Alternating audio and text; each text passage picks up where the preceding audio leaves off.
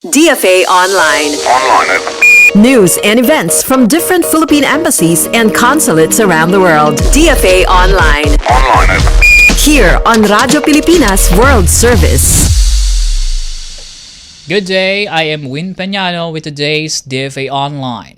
The Philippines and Japan have signed 3 key security and development agreements, including the Acquisition and Cross-Servicing Agreement or ACSA, which allows mutual logistical support between their armed forces. Philippines Foreign Affairs Secretary Maria Teresa Lazaro and Japanese Foreign Minister Motegi Toshimitsu led the signing following their bilateral meeting in Pasay City. Lazaro said the deal will enhance military interoperability and readiness, complementing the recently ratified Reciprocal Access Agreement. Motegi added it strengthens growing security cooperation between the two countries. The ACSA will support joint military training, operations, and humanitarian and disaster response efforts, including the exchange of fuel, food, transport, and medical services. Also signed were Japan's official security assistance for 2025 and a 1.63 billion yen grant to improve connectivity in Basilan, Sulu, and Tawi-Tawi, benefiting more than 250,000 people. DFA Online. Here on Radyo Pilipinas World Service.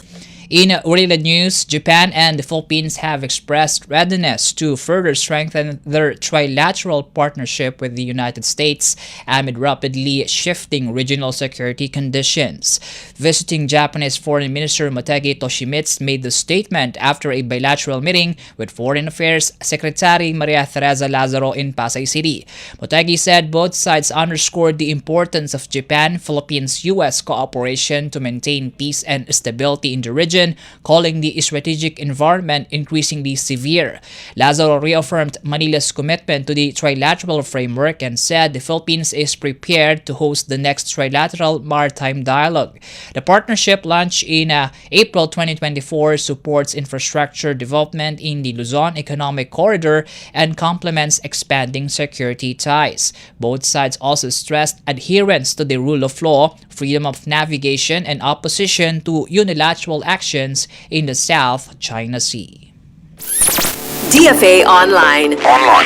Here on Radyo Pilipinas World Service. In our news, Chinese nationals traveling to the Philippines for tourism and business may now enter the country visa-free for up to 14 days starting January 16th. The Department of Foreign Affairs or DFA announced that the non-extendable, non-convertible visa-free privilege is valid for 1 year and applies only to arrivals through the Ninoy Aquino International Airport in Manila and the Mactan Cebu International Airport. The DFA said the move follows the President's directive to boost trade, investment, tourism, and people-to-people exchanges between the Philippines and China.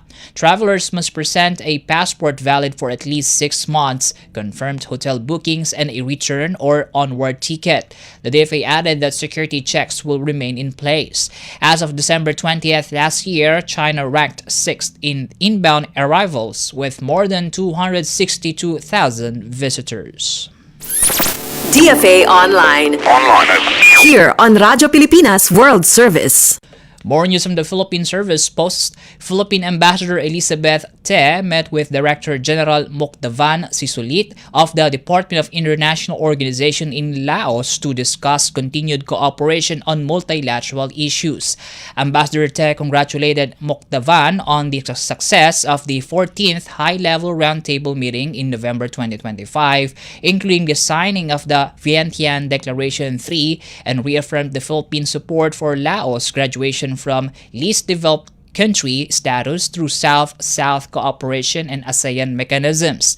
The two officials also discussed preparations for the third review conference of the Convention on Cluster Munitions in 2026, with the Philippines working closely with Laos following its own CCM presidency in 2024 to 2025. In celebration of the Philippines' 80th UN anniversary, Ambassador Te presented commemorative publications, stamps, and a 2026 calendar, while DG Mokdavan shared stamps marking Laos' 70th UN anniversary. DFA Online. Here on Radyo Pilipinas World Service. And that wraps up today's DFA Online. For Radyo Pilipinas World Service, I am Win Peñano. Good day. DFA Online. News and events from different Philippine embassies and consulates around the world. DFA Online. Here on Radyo Pilipinas World Service.